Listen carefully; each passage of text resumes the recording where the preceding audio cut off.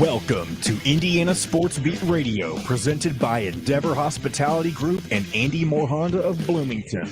Looks over the middle, second guesses, fires, throws.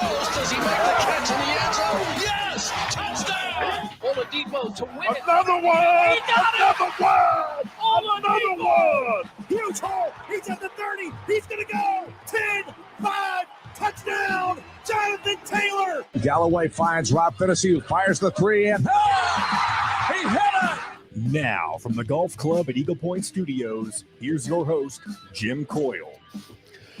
Hello, everybody. Welcome aboard Indiana Sports Beat Radio. Coming to you here on this Thursday. I appreciate you as always. Thanks a lot for joining us. It's a beautiful day out there. The Open is underway. Dustin Schutte will be joining us. He's going to be a little late today. Looking forward to that. The Open underway. As a matter of fact, Tiger Woods tees off in, I don't know, like an hour and a half from right now.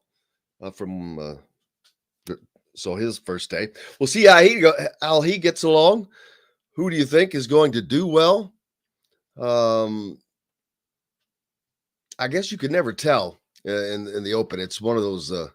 It's a tournament that is never designed to prosper long hitting. It's about accuracy, man. I mean, I think I've seen. While the U.S. Open, the courses always present just unbelievably hard layouts. The roughs are so rough. The greens, they make them just as hard as possible. The British Open, they don't have to do a lot. The elements are just there. Scotland, the links courses, the wind is always blowing. And I think that while I've seen the hardest shots there, or the toughest course setups, I think I've seen the hardest shots ever had to be attempted out of bunkers in the Open with like 8 or 6 foot deep bunkers. It's crazy. But looking forward to that. Steve's joining us on the Andy Moore Honda hotline, and Michael, Larry. Appreciate you guys. Hope everything's going well. Looking forward to Dustin getting on with us as well today. So, actually, I don't have the right one pulled up for the U.S. Open on my TV little deal screen over here, so I'll have to fix that. But how's everything going with you? We got lots to talk about. Basketball coming up this weekend as we're getting closer to the finals events. Nike, the Peach Jam starts, in 2 days now? 3 days? 3 days. Well, we're 3 days away from the Nike Peach Jam getting started. Interesting to follow the recruitment along with these guys to see how much more goes. Larry, appreciate you. John C. jumping on from Southern Indiana. Appreciate you. It's my home, man, or it's where I'm from. And on the Hoosier.com, you've got some. Twitter's down, by the way. Not that some of you may not care, but it's just funny. I don't think I've ever seen it. It's down. You cannot access it. Larry, how are you? There's a lot of great stuff over on the Hoosier.com, though. Keegan Nicholson with a great piece on the high expectations for Tamar Bates and how they might need to be checked a little bit.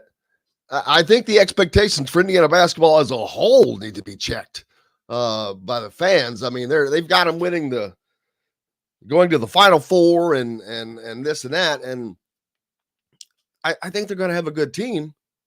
But let's settle down. But I understand the reason for excitement. It's been too long. One of Indiana's prime targets, Xavier Booker, is expected to announce his top schools at 6 p.m. Eastern time on July 25th. So there's that. It's not a. Let's see. He's the number 2 overall prospect in the Rivals 150 right now. So that's a big deal. He'll be announcing his top schools on July 25th. He's taking a junior year official visit to Indiana, additionally to other unofficials. Let me predict Indiana, Michigan State right off the bat. And then I don't know after that. I don't know who is even talking to him or is even where everybody is. But I meant seriously. I think some of the other schools have gotten in there a little bit, but I think Indiana's done a good job, maybe making up for time here. We'll find out in time, not on July 25th, because Indiana will undoubtedly be listed in that. And anything, I'm going to be honest with you. I hate this stuff. I'm going to release my top whatever. Just go. Just go until you're going to announce your recruitment. But that is what it is. It's the day we live in and the time we live in. So is that what's going on? Mike says Twitter's clearing out the bots. Well, you know what? Could be something to that because Elon Musk apparently has purchased Twitter for $44 billion. He's trying to back out of it, but everything that I've read from legal people said, nah, he's already signed the deal. So maybe they are trying to, because he was making a lot of complaints. Maybe that is the case. But we'll see. Mike says it's all about the me generation. Yeah, I'm not blaming a single kid. They're a product of the generation they're being brought up in. And that blame lies on the parents, folks. All these parents that have just coddled and everybody gets a trophy deal. That's just not my deal. So go ahead. Oh, Dustin's with us. Look at him. Just sneaks in on me. Good morning. How are you, sir? I'm doing great. How are you? I cannot complain. But I might as well. No, I'm just kidding. No, I was just talking about various different things, but one was the me generation. Get off. I was doing a get off my lawn rant. Already? Kinda. Just 10 minutes into the show? I was bored. You weren't here. No, I was just talking smack, really. But no, Xavier Booker, one of Indiana's top recruits, or top targets, I should say, announcing it. What did he call it? His top schools. So I said, you know what? I'm kind of over that stuff. Just go. Just play your deal. When you're ready to announce your school, announce your school. But whatever. Yeah, I would like to almost go back in time, and I don't know when the first student athlete to do that was, but it set off a trend where some kids, to me, I can understand like a top 3 or a top 5. That at least makes a little bit of sense to me. Here are the schools that I'm still considering. I get that part of it, but there's some that are like, here's my top 12, here's my top 20. Yeah. And like anything over a top 5 is just ridiculous. Right. I agree. And I'm not one to usually be the old guy or to criticize, kids who are having fun with their recruitment. I get it. But at the same time, it's like if you're up to 12, 15, 20 schools, then pretty much everybody's still in play at that point. If you got 3 or 5, then that means to me you've at least you've had a relationship with some coaches, with some players, you like the campus, whatever the case might be. But if you're 15 or 20, that's the initial stages of recruiting, basically. Yeah, that's crazy, and we've seen that. But it is what it is. They're a product of their generation. So the ones that don't do that are really impressive to me. because that's going against the grain, and I love that. That shows. Yeah, I don't need that. I'm focused here. But like I said, I'm not getting on Xavier or anybody else. They're a product of the generation. Well, I've said it. The Open's up. The Open's up and running, baby. Tiger tees off today, of course. Oh, and Twitter is out right now. I noticed that. Who was it? Mike just mentioned that they're clearing out the bots in Twitter, and there could be some truth to that, because Elon Musk purchased Twitter for $44 billion, even though he's trying to back out of the deal, but he was making all these claims and this and that and that blah blah blah. But maybe they are doing that. Could be. I checked a couple times this morning and I couldn't update anything, so I figured that there was something going on with Twitter, because I could not update. I couldn't get in my golf updates. I have the championship on out in the living room. And Ernie Els, Big Easy. I saw his name near the top of the leaderboard. That's a name I haven't seen in a while.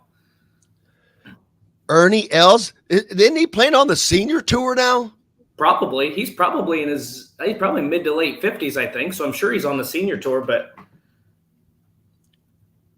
the British Open, it seems like, remember, it's been years ago, but Tom Watson. Yep. I mean, he wasn't it Sunday? He was in the hunt. Yeah, I know what you're talking about. Like 10, 12 years ago, maybe, but he was not 50. He was beyond 50. I think 56 or something. I was going to say, I think I remember him being 54. I thought that was his age at the time when he was in. Was it the Open or was it the U.S. Open? It was the Open. I think. Okay. I'm pretty positive it was the Open. I know exactly what you're talking about. I just don't remember it being that tournament, but you could be spot on. That was because I think he finished runner up or third. He didn't quite have enough juice to get the win, but he was near the top. It was a story. It was the Jimmy Connors bail back in when he was old and doing it. But yeah. Oh my God. Somebody's out to an 8-under lead. And Rory McIlroy second at 5-under right now. He's my pick, by the way. I've never bet on golf in my life. I'm not, but if I was picking somebody, it's Rory. He has been, I think he's pissed off. He's been playing well. He's just not, he's like, God, he's not. Well, it was a couple tournaments back after he finished, and he finished, I think, in the top 5. He was so mad that he just left the course. Oh yeah, I don't remember which tournament that was, but I remember. I mean, he played really good golf, and that final round of the Masters was. It's too bad he didn't win or at least force a playoff, because that was one of the better Sunday rounds we've seen since probably the 2000s with Tiger. And then I don't remember where he finished in the Open, but I think he was at least in the mix, not near the top, but I think he was at least in the mix. And then, he's a guy that. Well, when was his last major? 2014. It's been a minute since he's won a major championship. How about and for you golfers out there, how about it's like every stinking bunker they have is 6 feet deep. And it's got that wall in front of it. Like trying to pitch out, you got that big wall. Well, I was talking earlier, the U.S. Open to me is always the hardest setup in all of golf. Yes. Yeah. It's the hardest setup, and you have to understand what I'm saying. The roughs are the rougher. The pin placements are always just ridiculously stupid on the greens. The Open is inherently just as tough in a different way. All natural conditions. The wind never stops. You get out. The rough is the heather, which is not terrible, but it's. But these bunkers, they're all, like I said, it's like how do they dig these damn bunkers as deep? These courses they're 150 years old. Do they have the Egyptians come over and build this thing? I don't know. Yeah. This course isn't this course over 150 years old? This is the 150th Open. So the St. Andrews isn't it considered the home of golf? Yeah, birthplace of golf. Yeah, so it's up there in age. How they dig those damn bunkers so deep, man? I have no idea. It's got to be the most challenging and frustrating thing in all of golf. Did you see? I don't know who it was the other day. They were practicing their chip shots, in case they get up against that wall, and how they're going to be able to try to flip it up just onto the grass. And the guy had to catch his ball and just kind of tossed it onto the grass, because that's just how steep it is, and it's impossible to get it out of those situations. Wow. Oh, we've got two Forrests now. Forrest L, you're a fresh name. Haven't seen you before. Love seeing new names on the Andy Moore Honda hotline. Where are you from? But more importantly, he said he figured that Doyle's retweet about Dockage broke Twitter.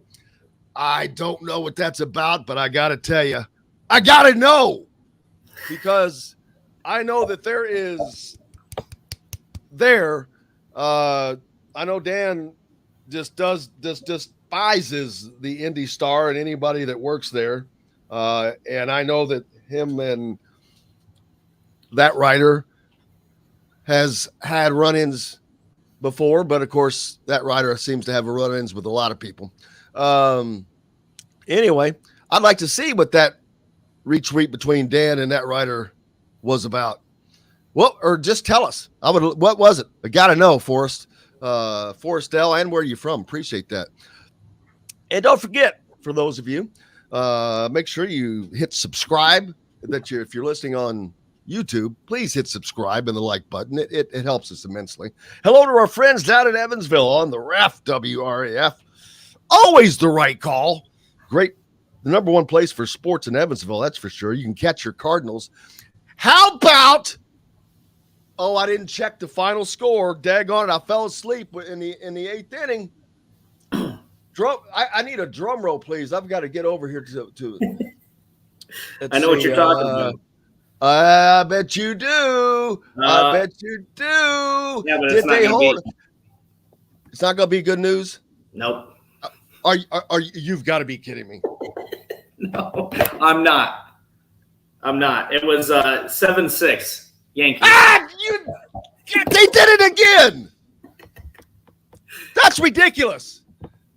They scored a run in the first. They scored 3 in the second with back-to-back home runs, chased the pitcher. Next inning, and they're up 4-0. Guess what? Next inning, they're down. Next inning, after the next inning, they're down 5-4, I think. I was just furious. I'm like, are you kidding me? You can't hold this for an inning or a half. But then they come back and they score. And they take the lead, and they're in the 8th inning with the lead. You fell asleep at the wrong time. The Yankees got a run in the 8th, and then they won it in the 10th. Of course they did. Both of those. How about this, though? The Reds, one of the worst teams in all of baseball. The Yankees, clearly the best team in all of baseball.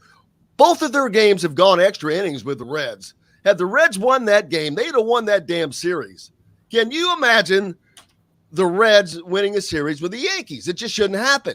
No. It won't happen now, but it almost did. There was a better chance of it than anybody thought. Better chance than I thought. But But the funny thing is, last night, too, they were facing at the end. Another reason why the Reds probably couldn't score. Guess who they were facing? Aroldis Chapman. Yeah. How many guys you could put together an all-star team for the Reds to play against? All of former Reds players. That's probably true. I'm not kidding. Yeah, you could. I'm not kidding. I guarantee you could. Hey, we got to take a break. The boss is speaking. Appreciate everybody jumping on board. Welcome in. Indiana Sports Beat Radio, of course, brought to you by our great friends at Andy Moore Honda of Bloomington and the Wow Club, all part of Endeavor Hospitality. But make sure you go to your Apple App Store or Google Play Store. Sign up for the Wow Club. Start earning Wow rewards today. They'll send it directly to your phone. Cost you nothing. It's great. They send me offers, and it's not a lot. that's the best thing about it. You're not getting pounded with that stuff. But all these great places that they are a sponsor of Indiana Athletics, as they are a big Indiana Sports Beat Radio. So don't forget that. We're back right after this. We'll be right back to the Golf Club at Eagle Point Studios for more Indiana Sports Beat Radio with Jim Coyle, presented by Endeavor Hospitality Group and Andy Moore Honda of Bloomington. Whether you're visiting Bloomington or a cutter, you need. Oh, yeah, that I'm not a Cards fan, but that would suck. But I'm like, God.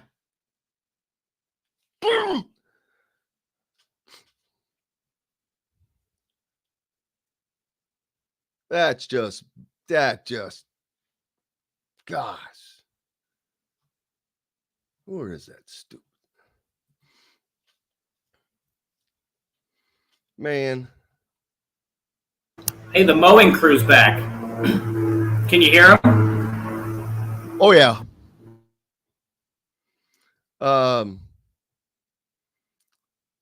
Oh, man. Bob Kravitz. It's not an article, but it's a piece strung together with just quotes from Mike Davis, Jared Jeffries, Joe Hillman, Jared. Who else? Those three. Dean Garrett. I think it was just those four that he got quotes from about. And I don't think of course he wasn't on this week for us to talk about it. We'll have to do that next week. But Indiana post Bobby Knight after years of struggle. Do the Hoosiers have their man?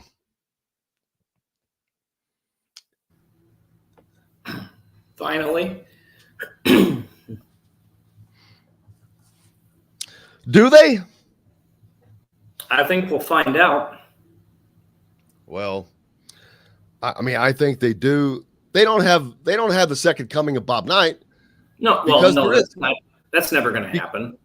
Because people don't understand.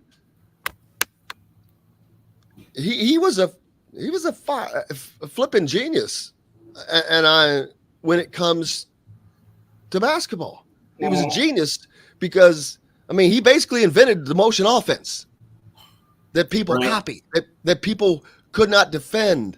That 30 and that that was Dean Smith. Yeah, but they ran it really well.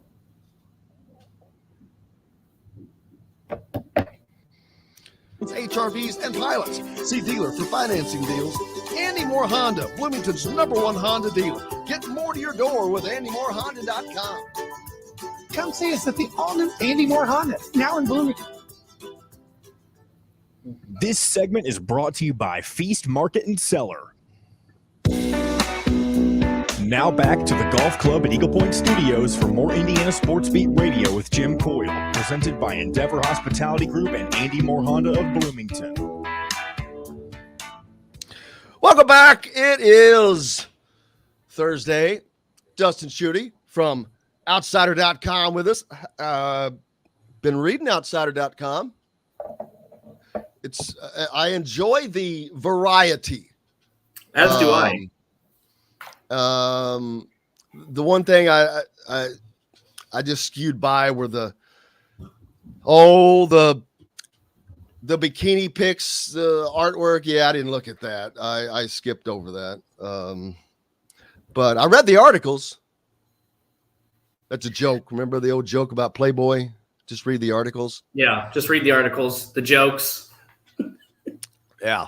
But seriously, Outsider.com is I have been enjoying it. It does offer a great variety of lots of different stuff.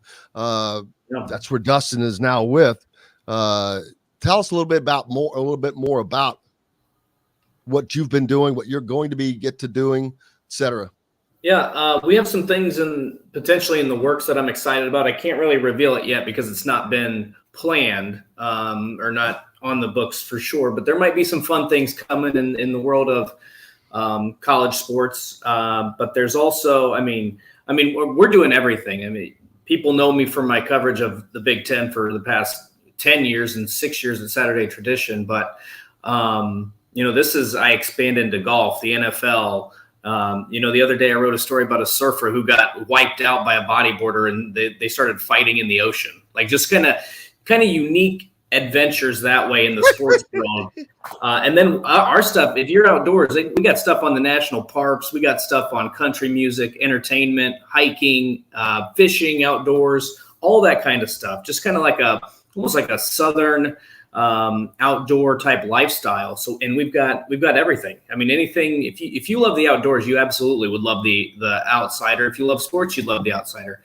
We try to take, we always get some of the big news stuff. That stuff is important to get, but we always also try to look for the unique angles to stories and maybe something that a lot of other people aren't covering. So that's where we kind of fit. That's our unique little niche. So if you haven't checked it out, check it out. And just give us a follow, because I think we're continuing to grow. We're continuing to grow the sports side and just everything all around. It's been a lot of fun here. I've only been there a month, but it's been a lot of fun. And our friend, Kevin Brockway, he's not coming down to join you on the Outsider, but he is joining you in Gainesville. So that's kind of funny, ironic now. Kevin Brockway, who normally joins us on Tuesdays, just took a job with the Gainesville Sun to go back to covering the Gators. And so both of you are going to be in Gainesville, which is ironic. So there's that. I would like to talk more about this ocean fighting, though. I was going to ask anyway, 5 lefts before he made that, but what are you going to do? I mean, exactly. I can see you'd have to get up in the air to even get a punch off, but other than that, I'm just going to, if somebody's trying to fight with me, I'm going to stick their damn head under the water and let them worry about that. Exactly. And it's like, leave me alone, man. I'm like, I know. That's funny. That's what happened. Basically, this was off of the coast of Australia, and a bodyboarder and a surfer were trying to both catch a wave, and they collided. I don't know if one didn't see the other. It was completely accidental. There wasn't like the guy was throwing a bodyboard at him and trying to knock him off the surfboard. And the surfer swam over to this fight, which, by the way, is hilarious. And he threw 2 punches before some people, like the bodyboarder, just tried to swim away. But I'm like, that trying to fight somebody in the ocean has to be a top 10 dumbest thing you can do in your life. That is along with football fights. Taking your helmet off in a football fight. Well, that's up there, or getting in a fight against a person that has a damn helmet on. You're right. Exactly. What are you doing? What are you going to do? Crazy. Ross says good morning from Eldora Speedway. Oh man, he's over watching the sprint cars run over in Ohio.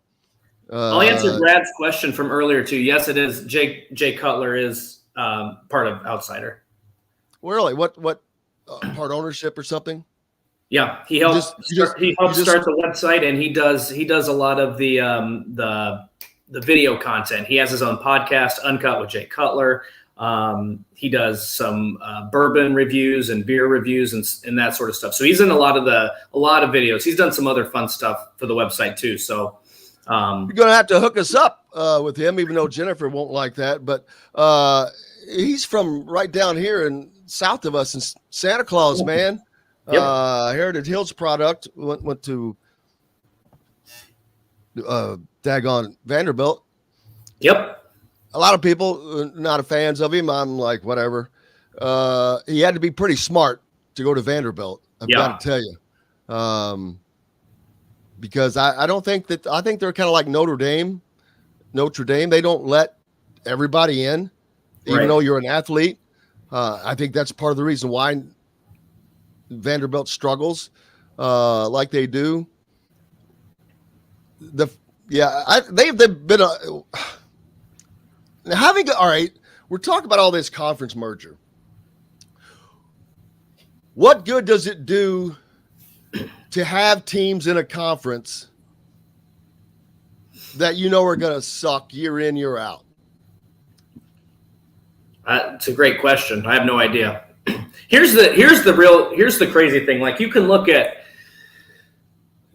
Stanford and how they had success in the Pac-12. You can look at Northwestern; they've obviously had success in the Big Ten, and Notre Dame in football only, and that is to me going to change drastically with NIL. I think that Northwestern will be a team that is affected because of the disparity, is what I mean. I agree, and again, I apologize for the lawn work going on behind me, but I think the thing that's crazy is you look at all these. We've talked about this before. Look at what LSU's athletic department has done. Look at what some of these other. SEC but LSU cheats their ass off. That's what I'm saying, and you expect Vanderbilt to kind of be competitive, and that sort of like in the Big Ten, that stuff doesn't happen nearly as frequently. That sort of stuff doesn't happen in the Pac-12. Right. It runs rampant in the SEC. So not only does Vanderbilt have the educational standards, they're behind because they can't play that game. Yeah, and they're not going to play that game. They're not going to try to play that game. There's no reason. They just collect part of that SEC network money and happy. I mean, they want to be in bowl games, but that's about all you can ask for if you're. They don't. You know what? They don't need to be in bowl games anymore. They just collect the SEC money. Right. They don't have to. Those teams are basically they are the same as the teams that you see the higher profile teams playing in non-con games. Right. That's your in-conference non-con game. That's a built-in win. The SEC has them. The Big Ten has Rutgers. And on the other side, in the West, is as much as the West is maligned, I don't think that they have what I would call a perennial cellar dweller. Illinois has been that, but they're getting better. They're getting better, and I think that they're going to get better. And they are going to try to get better. Yeah. They've got a coach that shows that they want to get better. So the West, ironically, is when I look at the East, yeah, you got Rutgers. They're a cellar dweller, and they can want and try all they want, but their facilities suck worse than Indiana's. No tradition. Just they're going to probably remain that cellar dweller. But where does Indiana go? They're one of those teams that's like, all right, we got a shot to get out of being that. And I don't know that there's going to be 2 levels. I think there might be 3 levels. You're going to have the bottom, the middle, and the top. Yeah. You're going to have the teams that are able to survive and maybe make a bowl game at 6-6. Year in, year out, maybe a 7-6 year. They're going to have some 5 or I'm back in the old numbers, but on the 12 game schedule. But anyway, but the top's going to be the top. Penn State, Ohio State, Wisconsin, Iowa, they're not dropping. They didn't drop before, and they're damn sure not going to drop now. There's going to be more of a separation. But that's the thing to me. There's always been a middle or a bottom, a middle, and a top. But it kind of went into the next one. It's going to be clearly a line of demarcation for me now between those 3. It's just going to be crystal clear, in my opinion. Because a lot of those schools that you just mentioned, now I don't know about Wisconsin, I don't know about Iowa, but those other schools that you mentioned, they're going to be able to reap the benefits of NIL because they've got a large alumni base, they've got an enormous fan base, they're basically coast to coast, and those fans are willing to put up, and those boosters are willing to put up NIL deals, especially if there's no guardrails in. I don't think that's going to happen. I'm not saying you don't have diehard Iowa fans or you don't have diehard Wisconsin fans, but it's just not the same. And so I think you're going to see teams like Ohio State, Michigan, Penn State it's almost going to be like you're going to throw in like another tier. It's going to be like the elite, the good, the mediocre, and then the bad. And what my fear is a lot of those teams in the Big Ten and other conferences, the teams you mentioned, Illinois, Indiana, Purdue, Northwestern, some of those schools, at some point, those boosters, those donors are just going to give up because we talked about this last week. When Ryan Day says we need whatever the number was, $13 million to fund our program, there's going to be donors for these schools that are saying, why are we even going to bother? We can't get that kind of money. You know what? Well, let's invest it in basketball or something more competitive that we think we have a shot in, and we'll just take our losses on the football side. I think that's going to happen. Ryan Day's a smart guy. I think he made that comment purposefully, not just to try to get that money. He did. But it also devalues a lot of other schools in the Big Ten, because a lot of them are just going to say, you know what, if I'm only donating $1 million, that can go to basketball, that can go to baseball, softball, whatever it is we want to be competitive in, because we don't have a shot on football. Yeah, and I've not seen the first thing of Indiana raising funds for NIL football. Nope. Now, Hoosiers for Good, it crosses all sports, but that's not enough. They're equally touching all sports, which is nice. And we don't know what the individual deals are, but if you're not prioritizing certain things, it's going to matter. We'll talk more. We got to take a break. We'll talk more about that and more. I want to talk more about Bob's article from yesterday. Bob Kravitz's the post-Bob Knight era. Does Indiana have their man? I saw a lot of comments on that. Brought to you by our good friends from Metalworks Brewery, a new part of the Wow Club, located right off of the square on 6th Street in downtown Bloomington. Make sure it's former Function Brewery, but go check that out. It's an incredible setup, revamped. All part of the Wow Club. Just sign up, start earning Wow rewards today. Wow Club members earn exclusive discounts and dining dollars to spend and more sent directly to your phone. Just go to the Apple App Store or Google Play Store and sign up. They are a proud sponsor of IU Athletics and of Indiana Sports Beat, so please support those who support you. We appreciate you. Back with more right after this. We'll be right back to the Golf Club at Eagle Point Studios for more Indiana Sports Beat Radio with Jim Coyle, presented by Endeavor Hospitality Group and Andy Moore Honda of Bloomington. Andy Moore Honda is Bloomington. All right, Dustin, at the end of the next break, when we come back, it may just be you for a minute, because I'm going to switch from studio to mobile. Okay, so not this break, but the next one. Right. But it won't be but a couple minutes before I'm able to get back on. Do we have any guests today? Joe, I meant to ask you that. Yeah, Matt Taylor was supposed to be on at 8:50, but he didn't show. I texted John about it to see if anything had changed, but he hasn't responded. And Chris Denari is also supposed to be on. Did you text Matt? I don't have Matt's phone number. Ah. Matt usually takes, before he goes in, I think he usually takes a week or two off for vacation and just doesn't, well, I shouldn't say doesn't do anything, but just kind of relaxes for a little bit. So that might be. Yeah, Chris Denari is supposed to be on at 9:50, and I think that one's nailed down. So. Well, but I'll be back by then. It's going to be a couple of minutes. Oh, I just want to make sure in case I needed to introduce a guest or something. Look at this. Saudi Ian Poulter booed on the first tee as Roy McIlroy. I missed that. See, they started the first, I think coverage started at 4 a.m. this morning, but the first tee off was our time was 1:47 or something like that. So they'll do the replay at some point today, probably around noon, I would guess. Well, I want to watch that. Tiger was teeing off at 9:59 a.m. Eastern time. Is that a replay or? Tiger's teeing off what? At 9:59 a.m.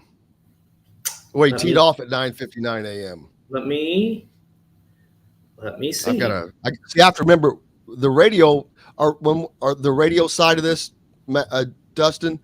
We're on at 1 o'clock, so that's why I try to always watch. Oh, past tense. Yeah, and morning references. So for you people listening on YouTube, there's a little inside secret. Yeah, Tiger hasn't teed off yet. Right now. Right. Yeah. So you're right, 9:59. All right, I'll be able to watch Tigray. Look at my man Rory. God, I should have bet on him. I've never bet on golf, but I think Rory's the guy, man. 30 seconds. It would be. I'd love to see him win for sure. He's already won it though. I know it's just been so long. I'm trying to. At IndyHomePros.com or 317-298-0961. Cheryl Sizemore from RE/MAX Advanced Realty. Let Cheryl Sizemore get you in the home you want today. Cheryl at IndyHomePros.com. This segment is brought to you by RE/MAX Advanced Realty, Indy Home Pros team by Cheryl Sizemore. Now back to the Golf Club at Eagle Point Studios for more Indiana Sports Beat Radio with Jim Coyle, presented by Endeavor Hospitality Group and Andy Moore Honda of Bloomington. Welcome back, Indiana Sports Beat Radio, coming to you here on this Thursday. It's a good-looking Thursday, brought to you by our good friend Cheryl Sizemore for RE/MAX Realty. If you're in the market for a home in the Indianapolis area, you need Cheryl and her 2 decades of experience. It could be the difference between you getting the home you want and not. Reach out to her, Cheryl at IndyHomePros.com.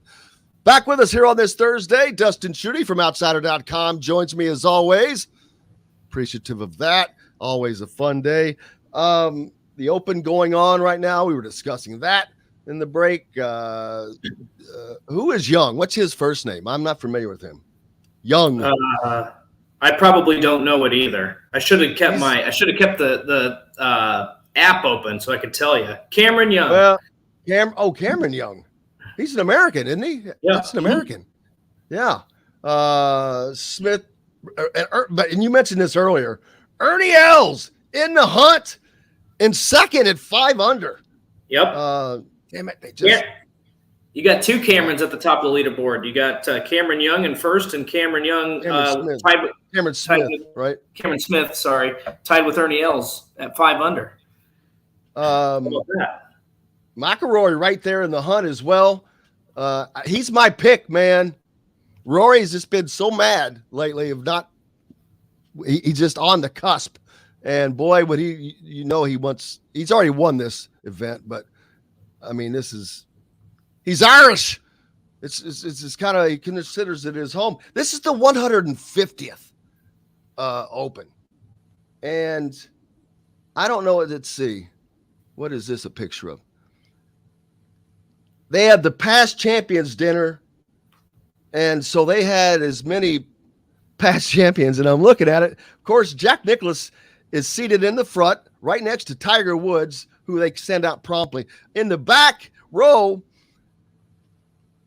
in this Santa Claus beard and red sports coat, my man John Daly. Gotta love that. You gotta love that he won this. I love that he won that, showing that U.S. Open wasn't a fluke. He was a hell of a golfer. He was just an everyday guy. Right. And he talks about, like, he in a lot of the interviews, he talks about how obviously miraculous and how special that PGA Championship win was. But I think he talks about the British Open being the highlight of his career. Winning it at the birthplace of golf. That's one that's always been really special to him. And it's always fun to hear him talk about it too. But I mean, wasn't his son? I don't know if his son caddied for him, or maybe he just caddied one of the practice rounds. I'm not sure. But I know John Daly. I saw the photo, so I don't know if he was going to caddy for him for the tournament, or if that was just some of the practice round stuff. Either way, that's a really cool father-son type of thing. Yeah, it would be. It was, and it was like a week ago. I showed a Twitter clip of John Daly. He was on the side of a road that goes over an interstate off of an overpass, and I don't know what prompted this. They are literally on this. You can see the interstate running down below, at least 6 or 8 lanes of traffic. He has no shoes or socks on, I think. Was he wearing socks? No shoes or socks on. but he had a glove. He had a golf glove. Did not want to miss-hit that shot, and he just drills a drive that clear, just God knows where that thing landed. Do you want to see that, Jim? What's that? If you've got it, pop it up again. Show it again. Yeah, it was just funny. I don't.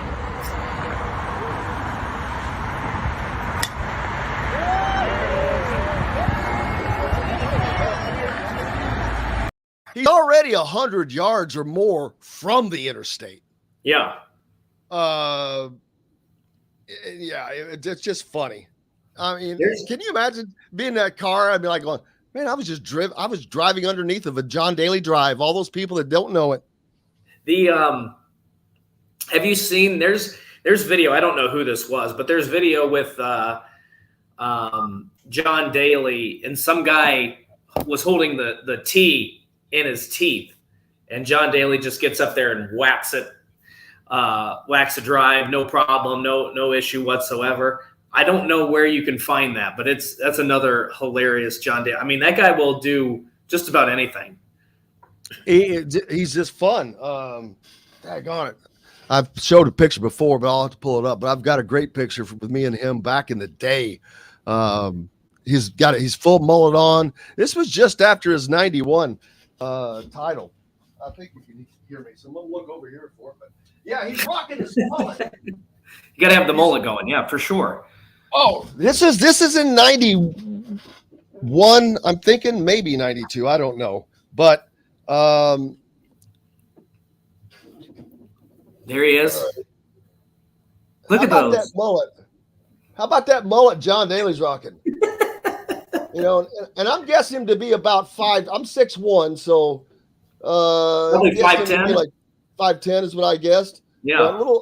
Look at skinny John Daly. He is thin. Look how young but he's rocking that mullet, baby. Look at both of you. Yes, sir. Both of you so young. I'm telling you, it's back in the day. But yeah, that was at a Fred Meyer's Pro-Am that he was playing in. Bobby Knight was playing in this. Oh, nice. Fuzzy Zeller was in this. This was in Portland, Oregon. I got pictures with all those guys, but that's back when I was a sports anchor out in Washington. But yeah, he had this. I had a friend, Pete, was with me, and is that you? I always wondered who that was. I knew that looked like you, but I was like, oh my goodness. All right, so let me pull this back up. You see this guy right there? Yep. I know that dude. He's on here. That's Pete. Pete C, baby. That's right. He actually lived in Portland at the time. We went to school together here. Nice.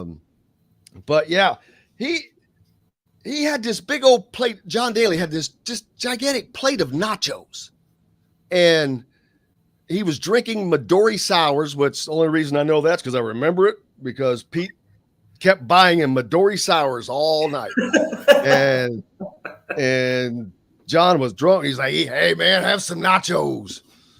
So sharing nachos with John Daly in Oregon, that was fun. Good old days. But, yeah, it was fun times. Absolutely. Let's see. Coming up Matt is going to join us. Matt Taylor will join us in the next segment.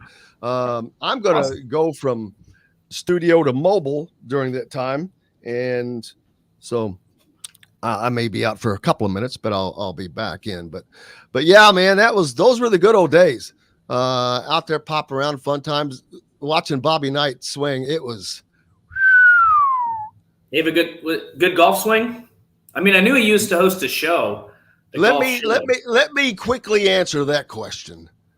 Not no, HFN would be my answer to that question. He had a Charles Barkley swing, man. He was not really? That bad. Yeah, he's not. Well, no, not as Charles Barkley's swing is not. He makes it look worse because he stops. Right. And then and then mechanically starts coming through. I've heard him say that he used to be almost a scratch golfer until he changed his swing. And I'm like, I cannot buy that. I just can't. No. I cannot. There's no way I can buy that he was ever good because that swing is just awful. I don't even know how he keeps it intact to hit the golf ball. I don't know how you don't change it. Don't tell me you can't change that. I know there are certain things you can't change, but a hitch like that, he just completely stops. And they did on the Haney project, or that sounds like something from Green. Is that from Green Acres? It does sound like that, but no. Mr. Haney. Back in the 2000s or early 2010s, Charles Barkley did. It was Tiger Woods' caddy or golf coach or whatever Hank Haney was, and the whole show was premised on fixing Charles Barkley's swing. And I think that turned into doing it for other celebrities. And he got to where it was a decent swing. It wasn't great, but it was a decent swing. And then Barkley reverted back to his old habits. Doesn't make any sense. Now, I have what I think is a very good-looking swing, but it does not produce the result I want. Yeah. Therefore, there are technical problems with that swing. And I'm like, one day there are times where I am just in a groove. I'm like, okay, there it is. Can't keep it. And It's like, that's what's mind boggling. I'm like, all right, stop. Why? I can go to the free throw line and I could shoot today, tomorrow, next week, next month. And it's just not going to change. It's going to stay right there the same. Right. I didn't play basketball hardly. So that's the thing that's frustrating about golf, because there's one day you're hitting everything off the tee box straight, solid, smooth, but you can't get your irons to work. The next day you can't. You're duffing everything off the tee box, but your iron play is beautiful. I can never really putt, to be quite honest with you, but I can putt. I'm a great putter. But wait a minute. But putting the ball in the hole is different. But I can putt beautifully all over the green. But getting the ball in the hole is different. I'm kidding. Hey, we got to take a quick break. Matt Taylor is going to join us next, and looking forward to that. Get caught up with the Colts here in the summertime as they are moving. Lots of action going on with them. A lot of talk with the excitement around Matt Ryan and all that. But looking forward to that. Brought to you by our good friends from Barbara Pop Realty Services down in Southern Indiana. They have been serving Southern Indiana for over 3 decades. Reach out to Matt Lincoln, Matt at barbarapop.com. He will get you taken care of and in the home you want. Back with more Indiana Sports Beat Radio with Matt Taylor and Dustin Schutte right after this.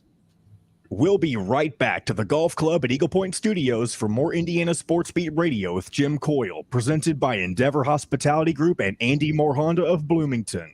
Whether you're visiting Bloomington or a Cutter,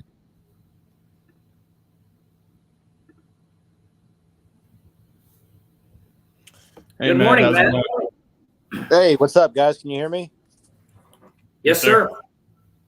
I'm on the phone today. Where are you calling in from?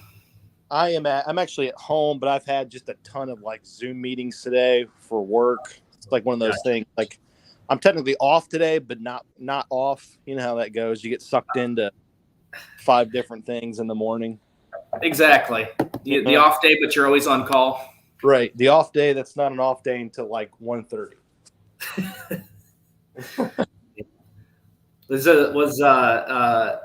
Last week, were you on vacation last week or past couple weeks? Yeah. So, last week was like a staycation almost.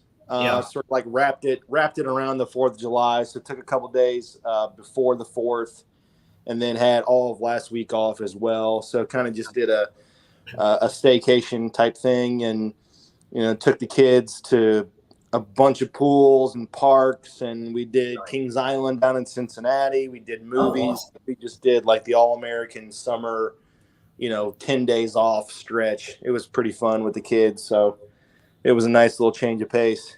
That's good. You definitely need it. Right before things ramp up is the perfect time to take that break. Yeah.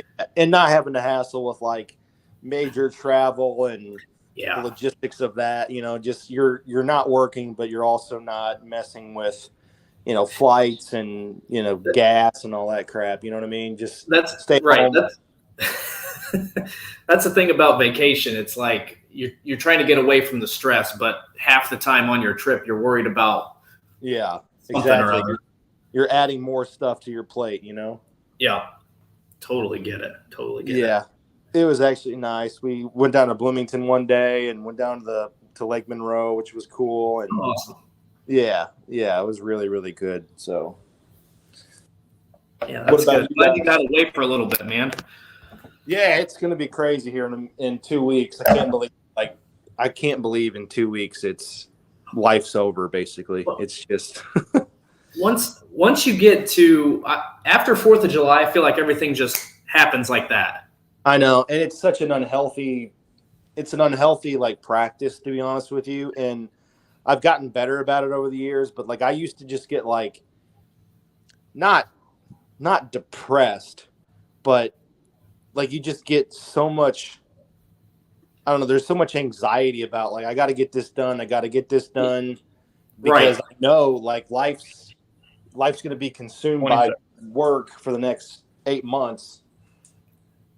So I've gotten better about that. Of just you can also find full episodes of Indiana Sports Beat Radio on the homepage or on the station every week, Monday through Friday. If we're not on a station where you live, we should be. Ask for Indiana Sports Beat Radio. This segment is brought to you by Reynolds Family Dentistry in Sellersburg. Now back to the Golf Club at Eagle Point Studios for more Indiana Sports Beat Radio with Jim Coyle, presented by Endeavor Hospitality Group and Andy Moore Honda of Bloomington. Welcome back to Indiana Sports Beat. Dustin Schutte, temporarily filling in for host Jim Coyle. Join us mobily, but joining us right now is the voice of the Indianapolis Colts, Matt Taylor, who is fresh off of a brief staycation, and amping up for the season. Matt, how you doing? I'm good, Dustin. What's going on, man? Good to see you. Hey, man, I have got the golf clubs out. I've played a couple rounds, so I know you're not a big golf guy, but I cannot complain right now. You know what? I actually went to the driving range last week with my pops. He's I don't know if he's a scratch golfer or not, but he's probably pretty close. So he came out and he got me scramble ready for probably next summer, because I get invited to play in seven scrambles a year, and I always have to get creative and trying to help out in different ways other than playing. So it's you know what? I just need to bite the bullet. I need to be scramble ready here. I told him, I said, I don't need to hit bad shots, but I just need to tee off, hit a fairway iron, and then chip and putt. And I got the chip and putt down pretty good. But yeah, we were out there for probably an hour and a half. We hit probably 250 balls, and out of 250 shots, Dustin, I probably hit 8 good ones.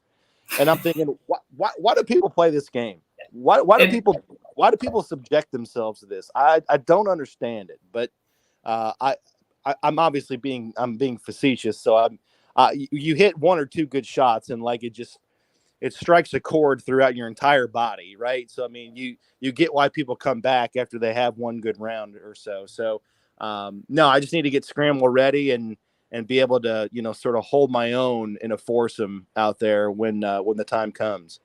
Well, the nice thing about a scramble, too, is if you are not playing well, then you've got 3 other guys that can cover you up. So, and to your point about hitting 8 good shots out of 250, I mean, I've been playing since I was 10 years old, and I maybe hit 9 or 10 good shots that I feel good about each round. It's just It's incredibly frustrating. So I got into the hobby, and a lot of times I regret getting into it, because the other thing is it's not cheap either. So a lot of times you're paying $50 to go out there and get really frustrated, but it keeps drawing me back for whatever reason. Yeah, no, if I want to get frustrated, I can just sit at home and watch the Cincinnati Reds for free. That's great. Did you finish that game, by the way, last night? Because we were talking about that too. They had 3-run, had a 4-0 lead, and then blew it in extra innings. Had a chance to potentially win the series against the Yankees. Right. Yeah. No, I did not. No, the Reds have not been appointment viewing for me really since tax day. uh, and probably long before then too, to be honest with you. I mean, normally the Reds are, I mean, they've had some good teams sprinkled in, in the last 2 decades or so. But, I'm used to sort of checking out on the Reds this time of year, right before training camp with the Colts, as that begins to ramp up. But yeah, there's been times where it's, Labor Day or the 4th of July or Father's Day. This year, the Reds were eliminated in my mind by Easter. And that's never a good thing in terms of like points on the calendar where you're just done by. But that's where they are this year for me. But hopefully they figure it out. I don't know what the plan is. I don't think there is a plan right now other than just shedding payroll and starting over financially, which is incredibly frustrating. But hey, it's small market baseball. You just see teams like the Yankees and the Dodgers and the Red Sox just keep doing what they do, and that's just because the dough keeps flying in. But I know we're not here to talk about that, so I digress. Well, Jim's back and joining us from the car. So, I was enjoying the Reds talk, just adding to my misery. Just after last night, I was like, okay, but you can't expect them to win a series with the Dodgers, the Yankees, even though they had it within their grasp. But it is what it is. At least we got the Colts to talk about, right? That's right. Let's roll. A lot of positive things in that way with the Matt Ryan deal, but everything just keeps going in a positive direction, it seems, for the Colts. The news is all positive. It seems like everyone has a positive frame of mind from a player standpoint. They like what's going on.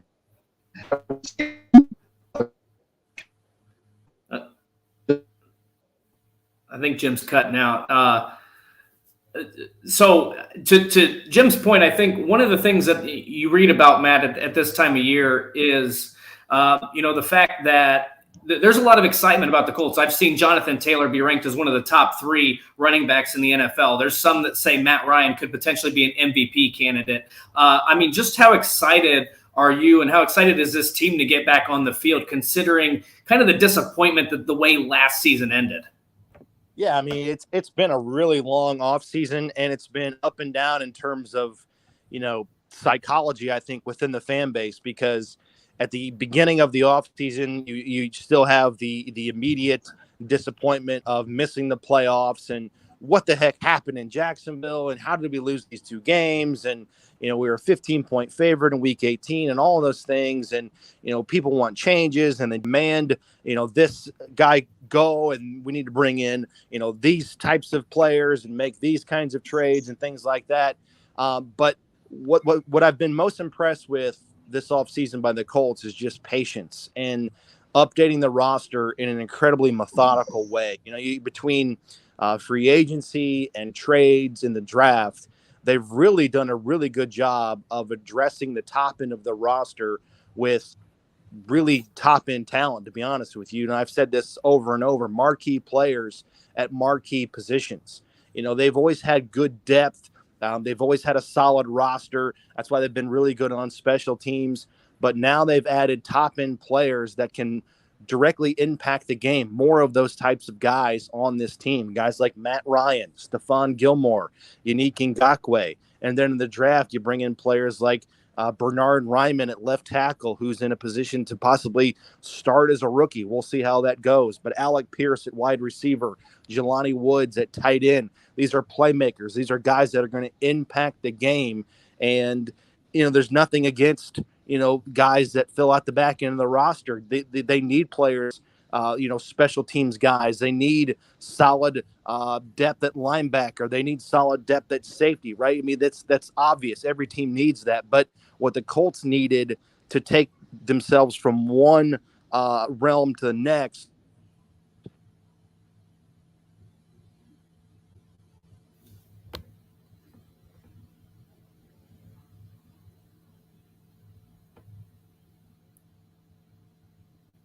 because of that. And I just love the fact that the AFC South portion of their schedule happened so early. I love that because it just brings a sense of urgency to this team, sort of an edge that they've needed all off season. Not that they weren't going to have it to begin with because of the way last season ended. But I love the fact that, hey, you're playing 5 of your first 7 games against the AFC South, and you're going to need that chip on your shoulder. You're going to need that edge about you to begin the season. Otherwise, hey, by Halloween, you could be in a bad spot. So it sort of just adds motivation and fuel to this team in terms of their preparation. And it started in the offseason workout program. It carries on now, and then obviously it'll be used as, focus and motivation once training camp starts in 2 weeks. One of the things, kind of talking about the roster management and the way this team kind of upgraded, one of the things that stood out to me, Matt, and I think that this is probably a bigger deal than what people are giving the Colts credit. When Khari Willis made the decision to step away to retire, the Colts, prior to that, really didn't sit around. They drafted Nick Cross. They brought in some veteran safeties like Armani Watts and Rodney McLeod. And to me, that's just – I feel like there's some organizations out there, maybe not a lot, that might have just sat on their hands and said, you know what, we're going to just hope this guy or try to talk this guy into coming back for at least one more year to give us some time. Instead, the Colts were very active. I don't know what that whole situation, how much knowledge they had, but they covered their bases. And to me, that just speaks to how well run this organization is and has been for a long time. Oh, without question. I mean, the Colts, I don't know if they had a inclination. I'm sure there was some sort of there were some conversations had between Khari Willis and ownership or at least Chris Ballard in the offseason. I don't think that the Colts would completely steer away from their principles in terms of how they go about acquiring players and sticking to their board in the draft. I think they just love Nick Cross and his abilities in terms of what he was able to do and what he's able to offer coming out of Maryland, because they moved up high in the draft. They moved back into the 3rd round to pick him up, and he was a guy they thought might be available to draft in the 2nd round out of Maryland. But he's got the total package when you watch his tape. I mean, he's got the physical tools. He loves to tackle. He's strong in the box. He's rangy. He's instinctual. He's smart. And he's just a really, really solid player, but he's coming out of the draft early, and he's not even 21 years old yet. He's not going to turn 21 until September. So if he goes to Ale Emporium in Indianapolis and tries to order a beer, he's going to get shot, right? And then you have the opposite of that in terms of Rodney McLeod. Rodney McLeod has started 123 games in his NFL career, has played 10 years in the league, just oozing with, savviness and, just experience. So I think it just boils down to what do the Colts want here in terms of starting at safety to begin the season, a guy that's got all kinds of wisdom, and you're going to be playing those division games out of the gate early, and those are going to matter. And, the franchise has had a hard time getting off to good starts in the last couple of years. So do you want a guy that has experience, or is it baptism by fire with a guy like Rodney McLeod, who's probably going to be the long-term answer at safety going forward? So it's going to be interesting to see how that kind of plays itself out in training camp between those two guys fighting for one of those starting safety positions. Matt, when does training camp start? Training camp starts on July 27th. So I believe that is, what's today? The 13th? We're 2 weeks. Yeah, we're 2 weeks away or so. Yeah, right around 2 weeks away. So, there's 16 days of practice at Graham Park in Westfield, 16 sessions that are open to the public. And again, I can't stress this enough. I mean, what the Colts do, what they continue to do in terms of getting away, moving training camp off-site, having it accessible to fans. Most teams just aren't doing that anymore. And most teams are, closed doors, behind the scenes, and they have it at their team facility, and they have limited access to fans. The Colts are just the complete opposite of that. So 16 practices at Graham Park. They're free, but you do have to have a ticket. You can download your ticket online for all the details on camp, the practice dates, the times, everything. It's all available. Colts.com/camp.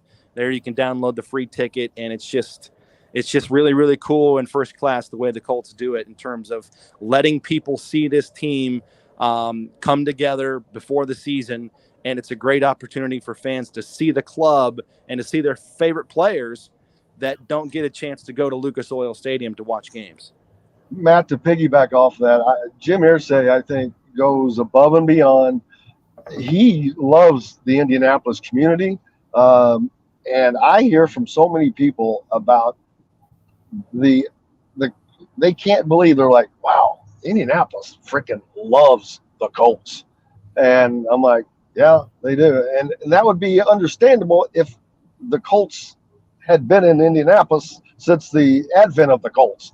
But they've been here since '84. It's like that they were born here, but the affection for the Colts is probably just next to that of Indiana basketball. Right. And not statewide, but in Indianapolis, it's strong. And it didn't used to be that way. And you know, I mean, I'm old enough to understand that. And I mean, when I was a kid, the Colts weren't really relevant until 1995, you know, with Jim Harbaugh and Captain Comeback and that unexpected run to the AFC Championship game. And, you know, Cordell Stewart running out of bounds and the Aaron Bailey catch, the Hail Mary that almost was made, you know, to send the Colts to the Super Bowl. I mean, that's really what helped captivate the heart of the city, you know, with the Colts in mind. And then obviously Peyton came, and then that changed everything. And then Lucas Oil Stadium was built. And then, I mean, I just go back to, you know, when Peyton Manning had his statue unveiled at Lucas Oil Stadium, and David Letterman was speaking before that. And, you know, he said that Peyton Manning and the Colts have literally changed the skyline of Indianapolis. And that is so true. I mean, without the Colts, I mean, obviously we don't get a Super Bowl. Some of these conventions aren't coming to town. Final Fours probably aren't coming to town anymore. No, I mean, the Colts are obviously, I say this objectively, I mean, they are the biggest deal in town in terms of sports attention. And it didn't used to be that way. It used to be Indy 500. It used to be IU basketball. It used to be the Pacers. And now the Colts are they're top dog. And it's just, I mean, it's represented by everything that we do. It's 365 conversations on websites and podcasts and streams and sports radio, free agency, it's draft. I mean, people want to know what's going on with the NFL and the Colts 24/7, and it didn't used to be like that. Matt Taylor is the voice of them. Go ahead, Dustin. I was just going to say it's had an incredible trickle-down effect. I mean, you think there have been some really good Notre Dame teams, obviously. There have been some good Purdue teams. And Indiana really hasn't been in the football realm until recently. But the Colts were able to – I mean, I remember going as a kid to high school basketball games and the gymnasiums being sold out. And obviously that's still some parts of the state. But now I see that on Friday nights for football games. And I think that the Colts and the success and Peyton Manning and everything you just talked about, Matt, they had a profound impact on football in the state of Indiana, not just Indianapolis, but I think from north to south and east to west, it made football a bigger deal in a state where, as you mentioned, it was previously racing, the Indy 500, and basketball. Well, I mean, how many 23, 22-year-olds do you guys know right now with the name of Peyton? You know? That was a huge Girls too. Yeah, boys and girls. You're exactly right. No, I mean, I did high school football for years, and you know, it was astonishing to me to see the sophistication of plays, of schematics, of execution with these kids compared to, quite frankly, when I played high school football. I played high school football in the early 2000s, and then to call games now or in the mid 2010s, I mean, you got the spread, you've got, you know, silent counts, and just all of these things that teams are doing or were doing that weren't even around when I was in high school football. And I think it just speaks to, you know, the success of the Colts at the highest of levels, you know, in this city, in this market. And it just sort of had a trickle down effect in terms of popularity and what kids, you know, thought were capable in terms of execution on the field. So it just had a profound effect on the game, the popularity, and you know, how people started taking it seriously, more serious anyways, high school basketball has always been, probably it's still probably the leader in the state in terms of, popularity and what kids want to do. But I tell you what, football is just right there. I don't know if it's on the same level as an Ohio or a Texas, but Indiana football has produced some really, really fine players the last, 2 decades or so. And I think the Colts have had a really, really big part in that because of their success and the exposure they've put they've allowed the game to have on young people. You hear him every Sunday, Matt Taylor, the voice of the Indianapolis Colts, and we are fortunate to have you, my brother. I hope you go out and have a great day and a great weekend with the family. You got it, man. That's the plan. I appreciate you. Thank you very much. Matt Taylor from Indianapolis Colts joining us here on Indiana Sports Beat Radio. Brought to you by our good friends from School Courier, all part of the Wild Network. We're back with more with Dustin Schutte right after this. We'll be right back to the Golf Club at Eagle Point Studios for more Indiana Sports Beat Radio with Jim Coyle, presented by Endeavor Hospitality Group and Andy Moore Honda of Bloomington. The sun is out, the birds are chirping, and the fairway.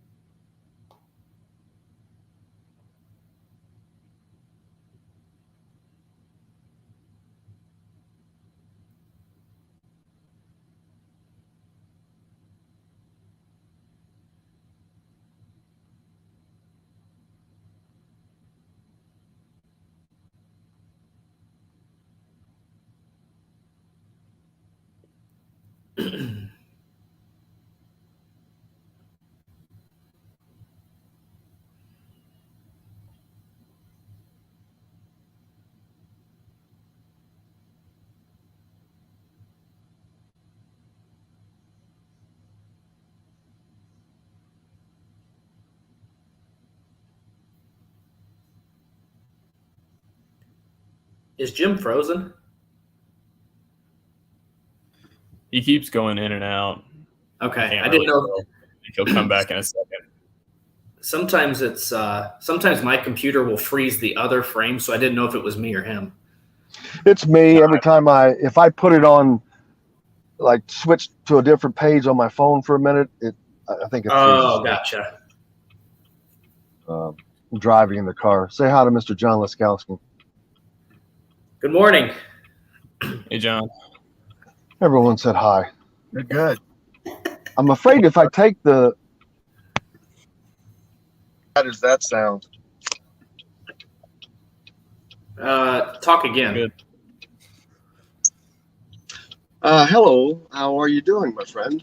It's a great day in the neighborhood. It doesn't sound too bad. Come see us at the all-new Andy Moore Honda, now in Bloomington. This segment is brought to you by Courtroom Sports Grill in Bedford. Now back to the Golf Club at Eagle Point Studios for more Indiana Sports Beat Radio with Jim Coyle, presented by Endeavor Hospitality Group and Andy Moore Honda of Bloomington.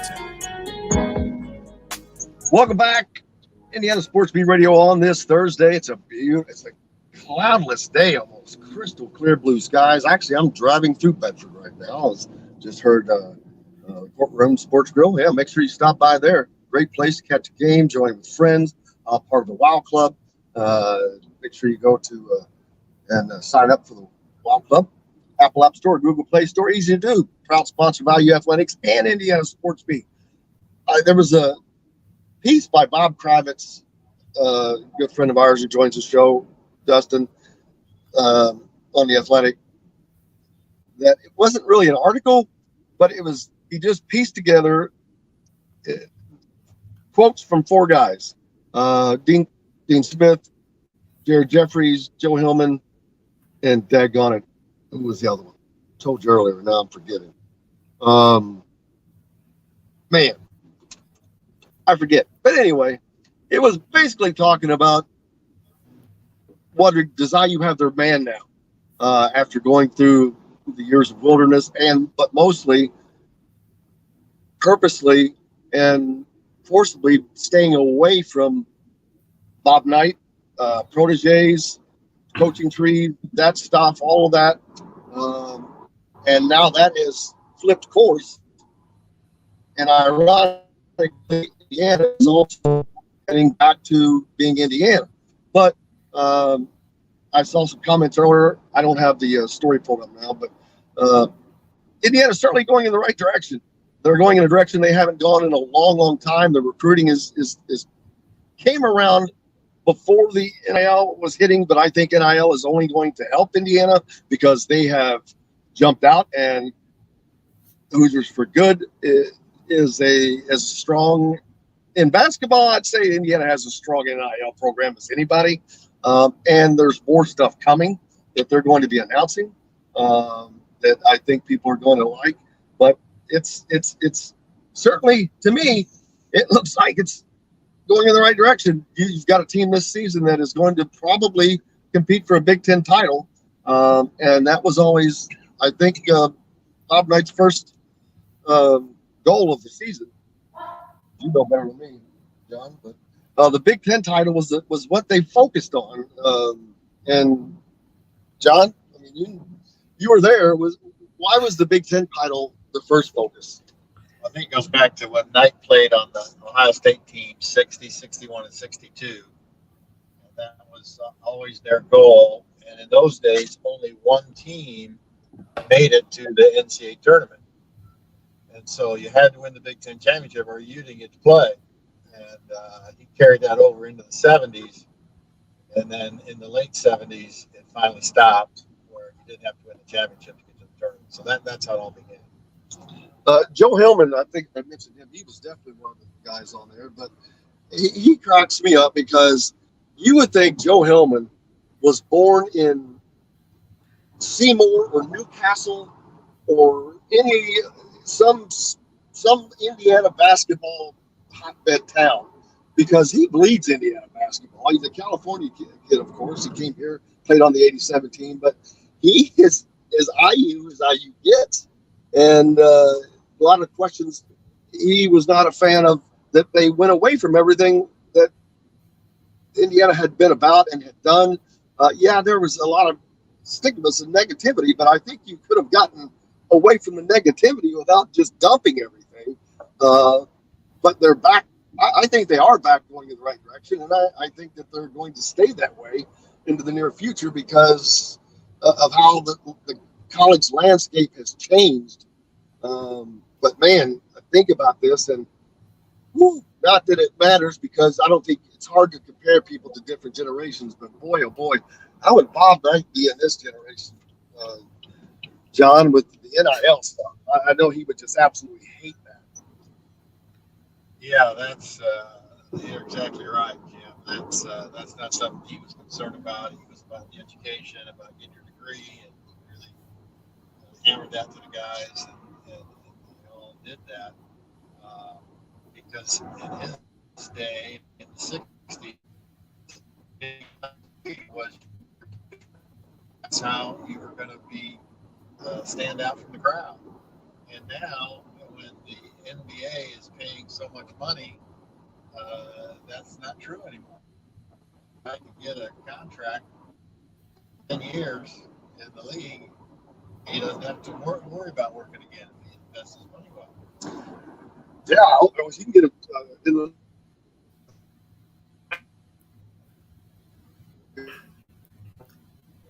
This may be one of the moments where Jim cuts back out, depending on where his route is down there on the drive. So hopefully he'll be able to join us back. But as there he is. Now he's back.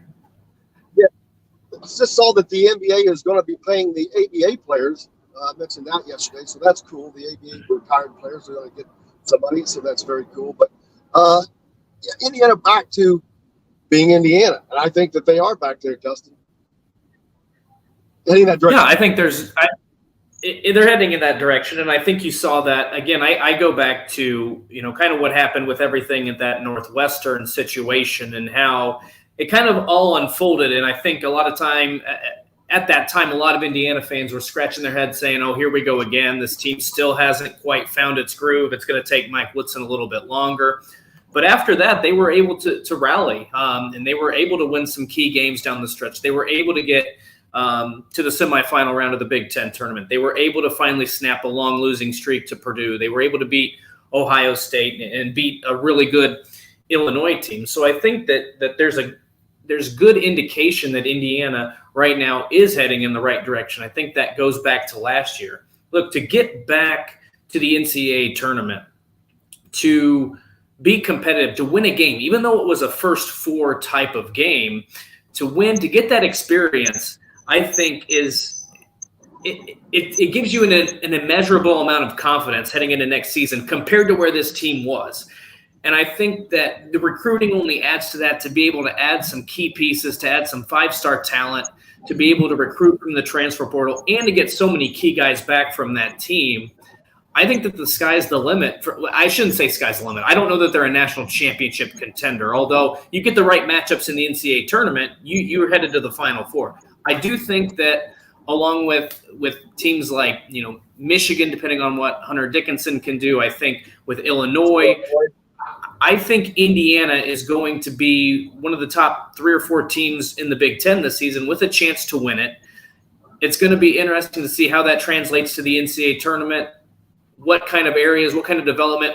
The one thing I've talked about a lot, Jim, on this show is there's going to be some serious evaluation on what Mike Woodson is doing with this team from year 1 to year 2. How do these players, especially players from last year's team, how do they develop? Because for so long under Archie Miller, the guys that had problems as freshmen had the same problems as when they were juniors or seniors, right? So what do we see from guys like Trace Jackson Davis? What do we see from some of these other players that have been on this team? I think we're going to see some major development. Mike Woodson knows how to get guys in the NBA. He knows what the NBA is looking for. And if you can create NBA talented players along with some of those guys that already have the 4- and 5-star rankings coming in, there's no reason Indiana, maybe not this year, can't be a consistent Final Four contender for the next 5 to 10 seasons at least. The Jamar Bates, Jordan Geronimo, those are guys. Anthony Leal and Trey Galloway when he returns, are they making improvements? Because they have to make improvements for this team to get better. What Trace Jackson Davis brings, what Race Thompson brings. Can he improve even? And maybe improve his outside shooting if he's going to continue to do that. But those guys have to improve for this team to improve. Then we have to see what the new pieces have added with C.J. Gunn and Jalen Trufino, Malik Renault, Caleb Banks. All talented guys. So it looks great. I definitely think they're going to be a top 3 team without question. I don't know what Michigan's going to do. They have Hunter Dickinson. Illinois has really reloaded. I think that they're going to be a surprise team along with up there with Indiana. But last year, I think it was so important for Indiana to taste success at the end of the season, to taste tournament experience. John, how important is it for them to have gotten that tournament experience last year? Well, none of those guys have played at all in the NCAA tournament. At least they got a couple games there to kind of experience it, so they know what that's like. When Knight came in all those years ago, the second year he coached, he had 2 classes. Freshmen became eligible, the Buckner, Abernathy, Jim Cruz class, as well as myself and Steve Green. So he had, an additional 4, 5, 6 players than he had that first year. And he went to the Final Four his second year at Indiana in St. Louis. He lost to UCLA in the semifinals, and UCLA won the tournament that year. So the second year is a lot different than the first because the groundwork's laid, the players know what to expect. The new kids not only learn from the coaches, they learn from the players, because the players now know the system. And sometimes it's easier for a player to learn from a fellow teammate than it is from a coach. But now you have both avenues that can do that instead of just one, which was last year. Having Trace Jackson Davis come back with his senior leadership and these new pieces that are very young and dynamic, I think this team is a top 2 Big Ten team. But we have to wait and see, of course. We don't know what everybody else has. Illinois is really reloaded, but from what they have, there's no reason they can't compete, because last year, you can look back, there was probably 5 games, easily 5 games, that they should have won. Not could have, should have won.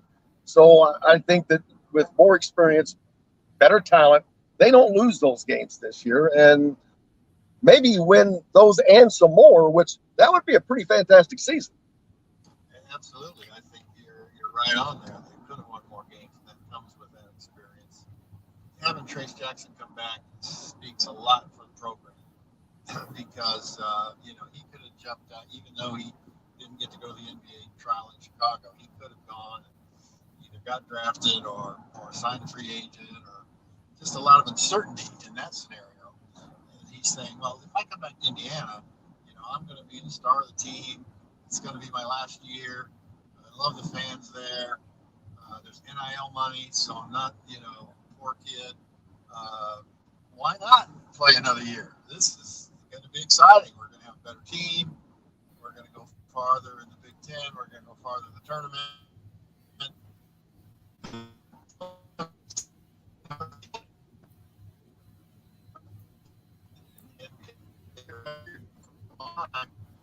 I only have one. This year is fun. I'm going to do it again.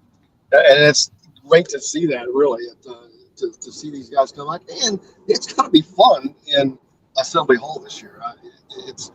And then now we're looking at games at Kansas. This is what Indiana basketball was. You're going to have a game at the Fog Island Fieldhouse against Kansas. You're playing Arizona in Las Vegas. You're playing Xavier. It's just all kinds of everything is ramped.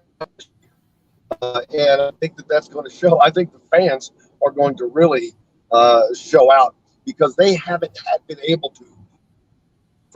And I know a lot of people had a chance to excitement, Dustin. Yeah, I mean, there's going to be a ton of excitement for all of these games. If you're an Indiana fan, or if you're an Indiana player, you want to be in these big time matchups. Now, the thing that you have to remember about these games is, I don't want to say they don't matter, but you can't get too high if you win. You can't get too low if you lose, because we've seen teams. Look at North Carolina last season. I mean, North Carolina kind of squeaked into the NCAA tournament, right? They didn't play great basketball until the NCAA tournament. So you have to be playing good basketball at the right time.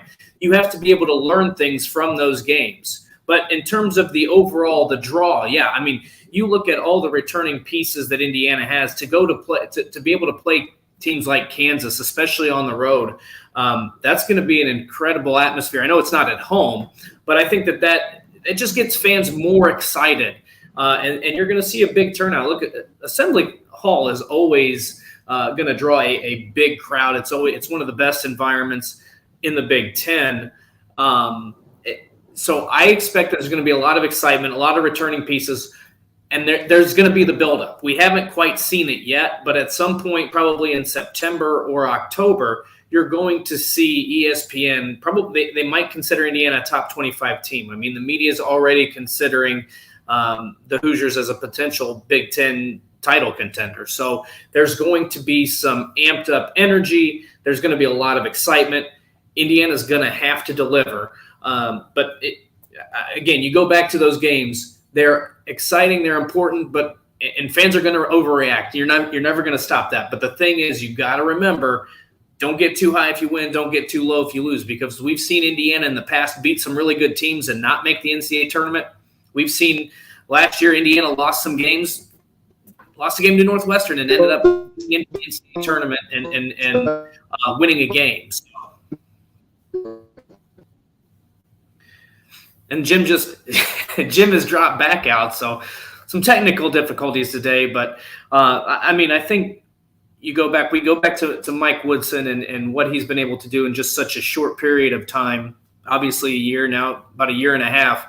And I'm really interested to see what they can do from the development standpoint. I don't think that there's any doubt that he's able to recruit. He's done a fantastic job on the recruiting trail. He's changed over his staff a little bit.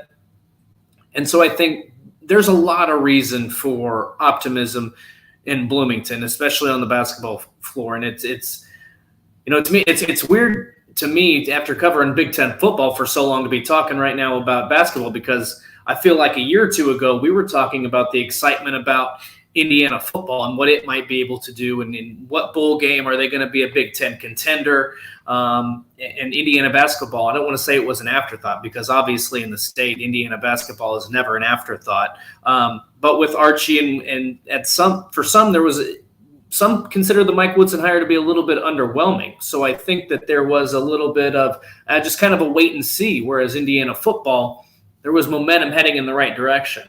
Now we've gone back to the point where it's back to being basketball as the number one priority. And I think that there's, we'll wait and see now for the football season. So it's done a full circle, and basketball is back in Indiana. And it's going to be really interesting to see what they're able to do on the hardwood, but we got to wait still a couple months. It's getting closer, but it should be exciting to see what happens. We're going to go ahead and let's take a quick break here, and then we'll come back with more on Indiana Sports Beat.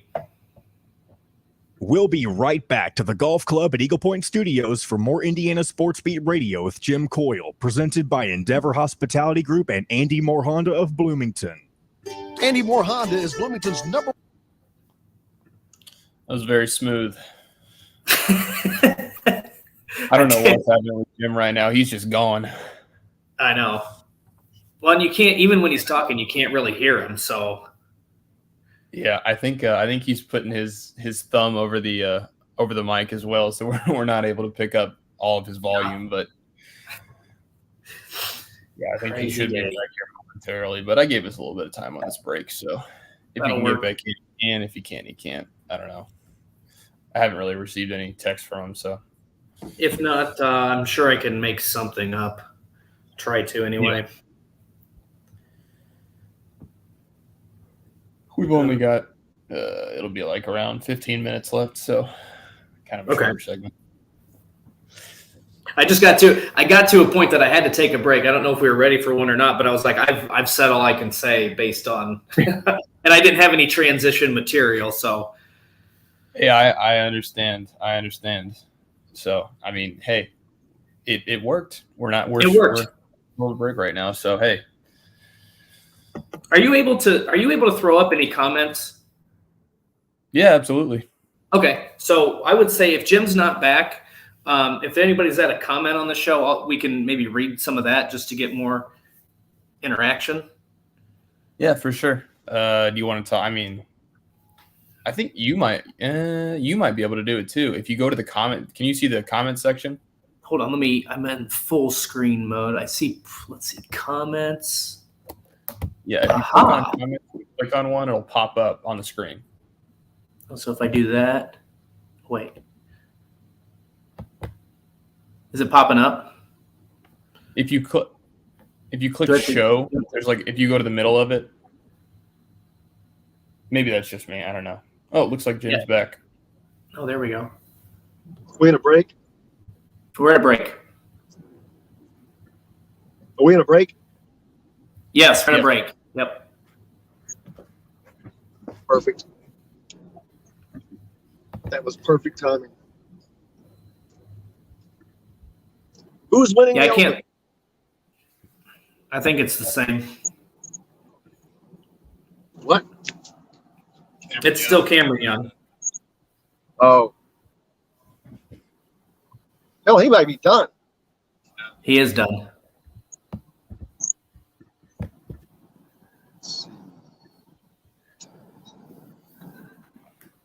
Tigers also. 45 minutes.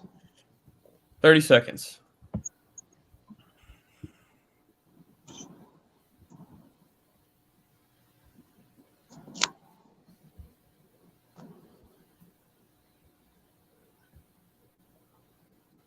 At Cheryl at IndyHomePros.com or 317-298-0961. Cheryl Sizemore from Remax Advanced Realty. Let Cheryl Sizemore get you in the home you want today. Cheryl at IndyHomePros.com. This segment is brought to you by Bubba's 33 in Clarksville. Pizza, burgers, beer. Now back to the Golf Club at Eagle Point Studios for more Indiana Sports Beat Radio with Jim Coyle, presented by Endeavor Hospitality Group and Andy Moore Honda of Bloomington. Welcome back, Indiana Sports Beat Radio on this gorgeous Thursday, brought to you by our great friends at Andy Moore Honda of Bloomington and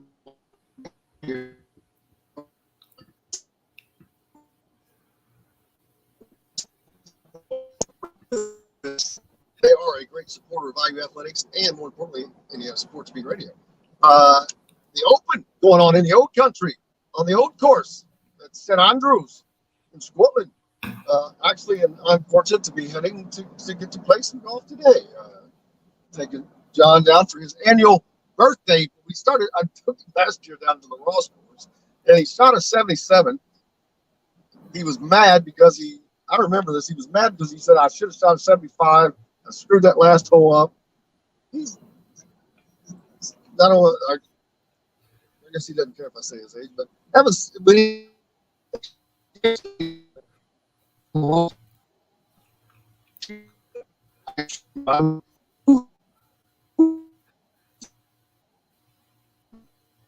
I think we lost. Oh, there he comes back in. Let me tell you, if I was shooting a 77, I would be. I might never play again because it would be the greatest round, and I would never be able to replicate it. I hope John packed extra golf balls for you, Jim, because I mean, just sub 100 is what you're trying to keep it at today. I was just thinking. I wonder. I'm like, do I have enough balls in there? Because this is a course where, you might be able to lose. I might be able to lose. He's not going to. He could probably come here with one ball and play all day. I need to make sure I got a bag full, baby. And fortunately, I bought 1,600 golf balls like 2 years ago off of Facebook Marketplace. Some dude was selling for $60. I'm still going through that stuff. I got an entire garment, bag full of golf balls. It's incredible. It's crazy. So I feel pretty good about my golf ball situation. Yeah, I mean, that's to me, and there's some like Titleist, or Nike, some of those golf balls you buy a 12-pack for like $50 or $60. And I'm just, if I find one in the woods and it's still round, I'll play it. I mean, I am not good enough to where the point where the golf ball matters. Some people give me a hard time. Say range ball on it, and it does not affect my game. Exactly. I'd go out there with a Nerf ball, like one of those foam things that you could hit, and I might be all right. Well, that one might get me. I may need a little bit better than that, but another thing though that is just true. I've played with a lot of basketball players, especially, but just athletes in general are just good golfers because there's that, or elite athletes. It's that hand-eye coordination. There are things that they do better than the rest of us, and that carries over to certain sports, but not all sports. Isn't it odd how someone can be so elite in a sport, but yet in a completely different discipline, not so much. Sometimes they can look silly. What's the worst sport you could ever that was terrible for you? Let me mention we're in Paoli, Indiana right now, and in little Indiana University basketball history, Steve Redenbaugh is from Paoli. He was a star here in high school. Played for Branch in the mid '60s with the Harsdales and John McLaughlin, and we had a little Indiana reunion down here going to French Lake, of course. And being a part of it. I got to be the MC at the dinner that night, and Steve was in the crowd. He lives in Ellisville, former basketball coach up there in Edgewood there. Really, really fun guy, and comes in the Culver Summit, Bloomington. But I got to introduce him as the second greatest player from Orange County. And he held that title for a long time until the mid-'70s. And a guy named Larry Bird came along, and he became the best player ever from Orange County. So Steve Redenbaugh, the number 2 all-time best basketball player from Orange County, right here in Paoli, Indiana. That's amazing. There's nobody that knows the IU history, I think, better than John. He is always telling me these little tidbits that are awesome to learn. But how did you? I know you're from Indiana, but you're from South Bend and kind of removed from all of this. And then when you came in the 70s, how did you're still gathering all that previous history? Well, they talked about these little small Indiana towns, and I never really understood what it was. Being in a town with 5 high schools, you just played against your teams, But here, there was that small town pride that was so big. My sophomore year, I was on the JV team, and St. Joe High School played the Marion Giants in Marion, Indiana. Was Green the coach here? I'm not sure who the coach was at that point. It could have been, but that was their best team. That was their undefeated team. They went to the Final Four. Jovan Price, Danny Gunn, a guy named Suter, and the JV team, we lost. But the place was packed for the JV game because they knew the varsity team was so good, and the varsity team just handled our varsity as well. And of course, went on to the Final Four. But that was my first experience to see a small town with 1 high school and how that impacted the whole town. Whereas in South Bend, it didn't impact the whole town. It just impacted your little high school. And now that I've gotten to meet people from down here, and my father-in-law, Barney Scott from Seymour, he had some great teams over there. The pride just continues to grow in these little small towns that love their basketball. Oh, absolutely. I mean, recently you got New Albany, who had Romeo Langford and just went, crazy over that. Pat Graham down there from Floyd Central. Every little place. Steve Green, originally from Silver Creek. It just, man, he found all of these. Indiana produced them. But man, oh man, were they everywhere. And that's the part. The history that I don't know is awesome. In my hometown of Walton, Indiana, near Logansport and Kokomo and Peru, in those areas, I think it was in the 1950s. I don't remember the exact year, but there are 2 towns, Walton and Onward. And at the time, they were trying to merge the 2 schools. They were trying to consolidate the 2 schools into where I went to school, which was Lewis Cass. And the Onward folks did not care for that because the basketball rivalry was so heated. And the town of Onward fought off the National Guard when they came in to they tried to close down the school. And so this was, there was some other backstory where there was some hatred between the 2 towns or Onward thought that the Walton people were the city slickers, but it all boiled down to basically kind of the basketball rivalry. And it's just those kinds of stories. Like, obviously not everybody in Indiana or not every town had that type of story, but I think that speaks to John's point where there was just so much town and school pride. And now with you lose some of that with some of this consolidation because you don't have a 50-person schoolhouse anymore. You don't have a basketball team in every single town. But I think it's still, especially for some of the bigger games, some of the big rivalries, the county rivalries, it's still a very big deal throughout the state. Well, especially in the smaller classes, because you do have that a lot. The smaller schools or single schools in different places. So you still get a lot, like Washington. That's a school that still stays. They're always relevant. Smaller. Daggone it. Not the Hatchet House. There's another school down here. I can't drawing a blank on that is just year after year, but it's a smaller school. But to go into those gyms, that's the funnest thing. Those cool 4,000, 5,000, 6,000 seat gyms that are packed and see good basketball. And the talent continues to come and it comes from all over. Like right now, you look at like a guy like Trent Sisley. He's going to be a sophomore in high school, and I rave about him because he looks like he's going to be a sophomore in college. Jalen Harrison, same thing. There's so many guys, and those are the young guys. We can talk about Xavier Booker and Floyd Badunga, and the talent in this state is just absolutely crazy, and it does not stop.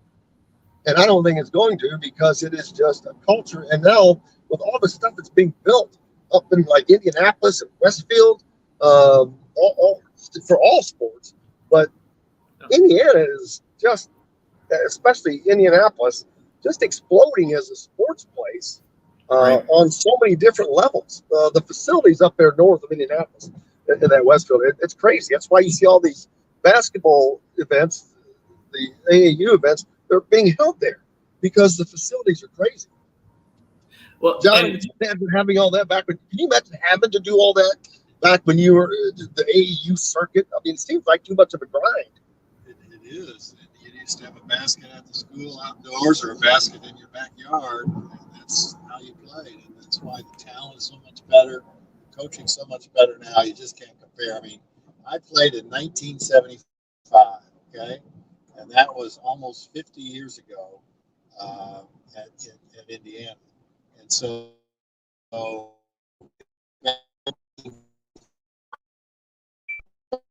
like, I hadn't even been in. Of course, it's going to be a long the dump shot allowed again, all those different things. And it's just interesting to see how many great players there are. And that's why you never know who's going to win that tournament. Carolina gets hot, and they come out of nowhere and get to the Final Four. So it's always interesting when basketball season comes around. And Carolina is one of the teams I failed to mention on Indiana's schedule next year. So that's going to be amazing, and that is going to be at home. All right, here's a question that I've just always wondered. I always talk about it. There's nobody better to ask than John. Let's now. And just as Jim gets ready to ask that question, he freezes. So we may never know. Yes. Thank God. Hopefully I'm back. Had Larry Bird stayed, how good and how much would that have impacted Indiana through like 77? It would have impacted Indiana a lot.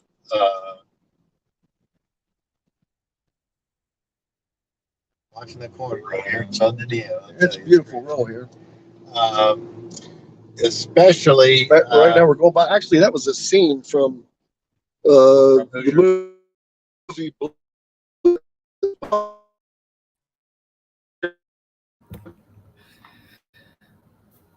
And now we're frozen on a cornfield. It looks like I can't John really was in tell.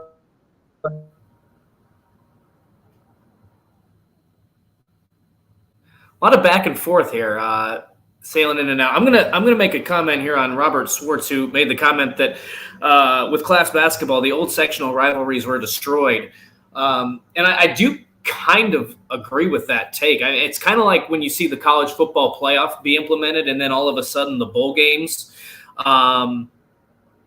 With the bowl games and how it kind of diminished, some of those other bowl games with the college football playoff and everybody just focusing on that. I mean, a lot of these rivalry games in the state, I remember one of the big things when I was growing up was our school was now what's classified as a 2A school, and beating the 3A and 4A schools during the sectionals.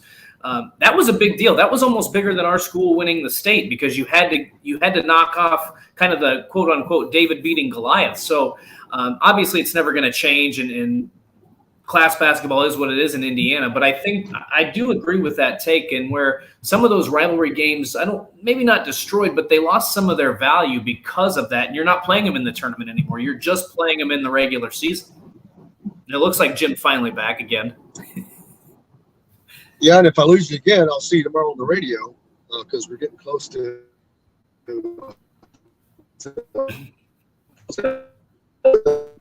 going in and out. I apologize for that today. But yeah, actually, before we got cut out, John was talking about he was in Blue Chips and didn't get credit. We'll talk more about that tomorrow, because looks like we're in the last minute. But TV now. Great. Meeting next week with Joe Pate, Bob Ford. Bob Ford was the color guy for Purdue. Pate was a local high school growing up, and good to get together with those two guys. Looking forward to it. Thanks to John Laskowski for joining us today. Of course, thanks to Matt Taylor from the Colts as well. Gigantic thanks to Dustin for holding it down like you always do, man. Couldn't do it without you. Thanks to Joe, the producer. And most importantly, thanks to everybody else, all of you guys. Without you, we've got no reason to be here. But looking forward to doing this again tomorrow. And hopefully getting Dustin on a little bit more, man. It's a lot of fun when we have you on, my brother. I always enjoy it. You guys have fun at the golf course today. Thank you, sir. And until tomorrow, I'm Jim Coyle. I will see you on the radio. Thanks for listening to Indiana Sports Beat Radio. Be sure to subscribe to our YouTube page for more clips and team coverage of Indiana basketball, football, and more. You can also find full episodes and tons of other content on thehoosier.com. We'll see you next time for another edition of Indiana Sports Beat Radio.